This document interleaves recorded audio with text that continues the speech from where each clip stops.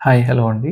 ఇప్పుడు నేను ఈ వీడియోలో చెప్పబోయే టాపిక్ రీసెంట్‌గా ఒక మదర్ నన్ను కలిసినప్పుడు నేను క్యాజువల్‌గా అడుగుతా, "మీరు మిల్క్ అది ఇస్తున్నారా మీ పిల్లలకి" అనంటే, "అమ్మో! సార్ ఈ మధ్య మిల్క్ అది బాగా అడల్టరేటెడ్ అయిపోతుంది. మిల్క్ తాగితే ప్యూబర్టీ ప్రాబ్లమ్స్ వస్తుందని చెప్పి మిల్క్ ఇవ్వడం మానేశాను" అని చెప్పారన్నమాట. అసల మిల్క్ తాగితే ప్యూబర్టీ అనేది ఎర్లీగా వచ్చేస్తుందా? మిల్క్‌కి, ప్యూబర్టీకి ఏమన్నా రిలేషన్ ఉందా? ఎందువల్ల ఈ మధ్య కాలంలో ఎర్లీగా ప్యూబర్టీ వచ్చేస్తుంది ఎస్పెషల్లీ గర్ల్స్‌కి అన్న టాపిక్ మీద ఈ వీడియోలో మాట్లాడుతున్నాను. అసల ప్యూబర్టీ ఏ వయసులో రావాలి? ఏ ఏజ్ కన్నా ముందొస్తే అది ప్రాబ్లము. మనం వెంటనే ట్రీట్ చేయాల్సొస్తది అన్న మెడికల్ నాలెడ్జ్ కూడా ప్రతి మదర్‌కి ఎస్పెషల్లీ అమ్మాయిలున్న మదర్ అందరికీ కూడా తెలియాలి. సో, అసలు ప్యూబర్టీ అనేది ఎలా డిఫైన్ చేస్తాం? అంటే ఏ లక్షణాలుంటే ప్యూబర్టీ వచ్చినట్టు? ఇందులో అబ్బాయిలకి వేరు, అమ్మాయిలకి వేరు ఉంటుంది. అమ్మాయిల్లో అయితే బ్రెస్ట్ డెవలప్‌మెంట్ స్టార్ట్ అయినప్పుడు ప్యూబర్టీ వచ్చినట్టు. మనం చాలామంది ఏమనుకుంటామంటే మెన్సెస్ స్టార్ట్ అయితే ప్యూబర్టీ వచ్చినట్టు ఏమో అనుకుంటాం. కాదండి. బ్రెస్ట్ డెవలప్‌మెంట్ స్టార్ట్ అవ్వగానే ప్యూబర్టీలోకి ఎంటర్ అవుతున్నట్టు. ఆఫ్‌కోర్స్ మెన్సెస్ అనేది క్లియర్‌గా మనకు తెలుస్తది కాబట్టి మనం ప్యూబర్టీ వచ్చినట్టు అనుకుంటాము. బట్ మెన్‌స్ట్రువల్ సైకిల్ రావడానికి 2 ఇయర్స్ ముందే మనకి బ్రెస్ట్ డెవలప్‌మెంట్ అనేది స్టార్ట్ అవుతుంది. ఈ 2 ఇయర్స్ అనేది అప్రాక్సిమేట్‌గా కొంతమందికి ఒక 6 మంత్స్ అటు ఇటు ఉండొచ్చండి. సో, బ్రెస్ట్ డెవలప్‌మెంట్‌లో ఒక 5 స్టేజెస్ ఉంటాయి. బీ1, బీ2, బీ3, బీ4, బీ5. బీ1 అంటే అసలు మనకి 7 ఇయర్స్, 8 ఇయర్స్ లోపు బ్రెస్ట్ డెవలప్‌మెంట్ ఏముండదు. అంటే గ్లాండ్యులర్ టిష్యూ అనేది ఏమీ ఉండదన్నమాట. బీ2, బీ2 అంటే అప్పుడే నిప్పిల్ కింద ఒక గ్లాండ్ అనేది డెవలప్ అవ్వడం స్టార్ట్ అవుతుంది. అంటే బ్రెస్ట్ టిష్యూ డెవలప్ అవ్వడం అనేది స్టార్ట్ అవుతుందన్నమాట. దీన్నే బీ2 స్టేజ్ అంటాం. సో, ఇది డెవలప్ అయితే ప్యూబర్టీ స్టార్ట్ అయినట్టు. సో, ఇది నార్మల్‌గా ఏ ఏజ్‌కి డెవలప్ అవ్వాలి? ఆడవాళ్ళలో అయితే 8 ఇయర్స్ నుంచి 13 ఇయర్స్ లోపు ఎప్పుడైనా సరే ఈ బ్రెస్ట్ టిష్యూ డెవలప్ అవ్వడం అనేది స్టార్ట్ అవుతుంది. Next stage బీ3. బీ3 అంటే నెమ్మదిగా నిప్పుల్ ఏరియోలా. నిప్పుల్ అంటే మనకి ప్రొజెక్షన్ ఉంటది కదా! దాన్ని నిప్పుల్ అంటాము. దాని చుట్టూ ఉండే సరౌండింగ్ బ్లాక్‌గా పిగ్మెంటెడ్‌గా ఉండే స్కిన్ ఏరియాని ఏరియోలా అంటాం. దానికి సరౌండింగ్ ఏరియాని బ్రెస్ట్ టిష్యూ అంటాం. సో, బీ3 స్టేజ్‌లో బ్రెస్ట్ టిష్యూ కొంచెం పెద్దదవుతుంది. అలాగే నిప్పుల్ అండ్ ఏరియోలా రీజియన్ కూడా కొంచెం సైజ్ పెరుగుతుంది. ఆ నెక్స్ట్ స్టేజ్ బీ4 ఇది చాలా ఇంపార్టెంట్. ఈ బీ4 స్టేజ్‌లో నిప్పుల్, ఏరియోలా అనేది బాగా ప్రామినెంట్‌గా మనకు కనిపిస్తాయి. ఆ సరౌండింగ్ బ్రెస్ట్ టిష్యూ కన్నా ఇది కొంచెం ప్రొజెక్ట్ అయ్యి ఉంటుందన్నమాట. ఇది బీ4 స్టేజ్. నెక్స్ట్ బీ5 అంటే ఇంకా అడల్ట్ బ్రెస్ట్ అండి. బట్ ఈ స్టేజెస్‌లో బీ1 నుంచి బీ5 స్టేజెస్‌లో మీరు బాగా గుర్తుపెట్టుకోవాల్సింది బీ2 అండ్ బీ4. ఎందుకంటే బీ2 ఎప్పుడైతే వస్తుందో అంటే జస్ట్ గ్లాండ్యులర్ టిష్యూ మీరు 2 ఫింగర్స్ మధ్యలో పాల్పేట్ చేస్తే గనక మీకు రబ్బరీ టిష్యూ లాగా మీకు పాల్పేట్ అవుతుంది. సో, అది డెవలప్ అయింది అంటే గాని మీ అమ్మాయి ప్యూబర్టీలోకి ఎంటర్ అవుతున్నట్టు. నెక్స్ట్ ఇంపార్టెంట్ స్టేజ్ బీ4. ఎందుకు ఇంపార్టెంట్ అంటే ఆ బీ4 స్టేజ్‌లోనే ఆడవాళ్ళకి మెన్‌స్ట్రువల్ సైకిల్ అనేది స్టార్ట్ అవుతుంది. నార్మల్‌గా ఈ బీ2 నుంచి బీ4కి డెవలప్ అవ్వడానికి 2 ఇయర్స్ టైం పడుతుంది. ఈ బ్రెస్ట్ అనేది బీ2 స్టేజ్‌కి రావడానికి యూజువల్‌గా 8 ఇయర్స్ నుంచి 13 ఇయర్స్ లోపు ఎప్పుడైనా రావచ్చు.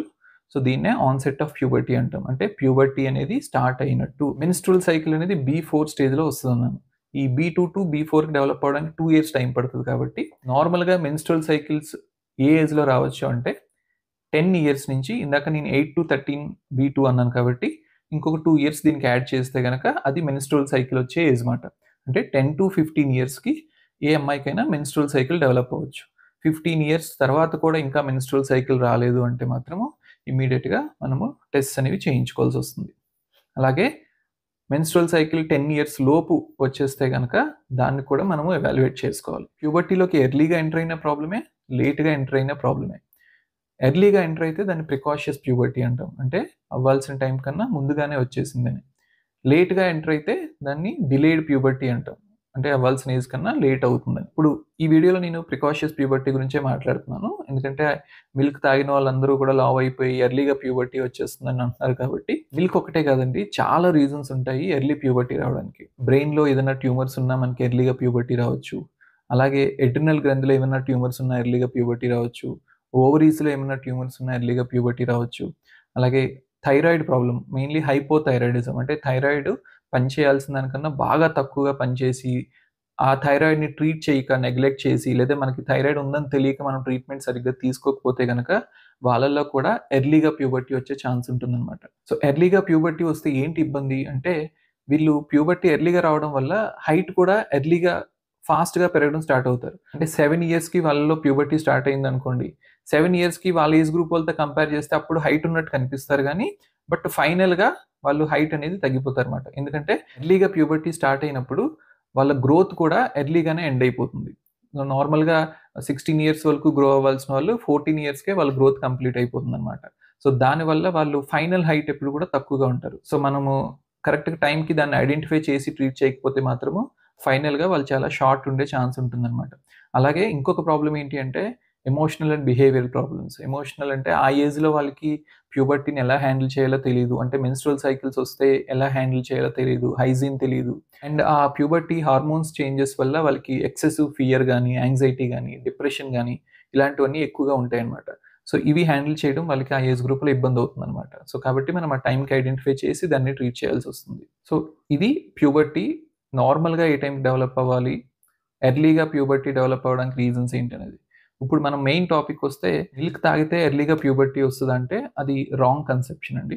మిల్క్ తాగడం వల్ల ఎర్లీ ప్యూబర్టీ రాదు. అసల ప్యూబర్టీకి ఎంటర్ అవ్వడానికి మన బాడీలో ఎటువంటి హార్మోన్ చేంజెస్ జరుగుతాయి? ఎందుకు 8 ఇయర్స్ లోపు ప్యూబర్టీ రాకుండా 8 ఇయర్స్ తర్వాత స్టార్ట్ అవుతుంది? అంటే ఏది ట్రిగ్గరింగ్ పాయింట్ అంటే ప్యూబర్టీ ఆన్సెట్ అవ్వడానికి మన బాడీలో హార్మోన్స్‌కి ట్రిగ్గరింగ్ పాయింట్ ఏంటి అని చూసుకుంటే గనక ఆడవాళ్ళలో ఎప్పుడైతే అప్రాక్సిమేట్‌లీ వాళ్ళు 45 కేజెస్ రీచ్ అవుతారో ఆర్ మనము వెయిట్ కన్నా కూడా వాళ్ళ బాడీలో ఫ్యాట్ పర్సెంటేజ్ అంటాము. నార్మల్‌గా అయితే ఒక అరౌండ్ చిన్న పిల్లల్లో కొంచెం ఫ్యాట్ పర్సెంటేజ్ తక్కువుంటుంది. ప్యూబర్టీ ఎంటర్ అయ్యే టైంకి అరౌండ్ 15-20% ఉంటుందనమాట. సో, ఆ ఫ్యాట్ పర్సెంటేజ్ 17% కన్నా ఎప్పుడైతే దాటుతుందో అప్పుడు ప్యూబర్టీ అనేది ట్రిగ్గర్ అవుతుందన్నమాట.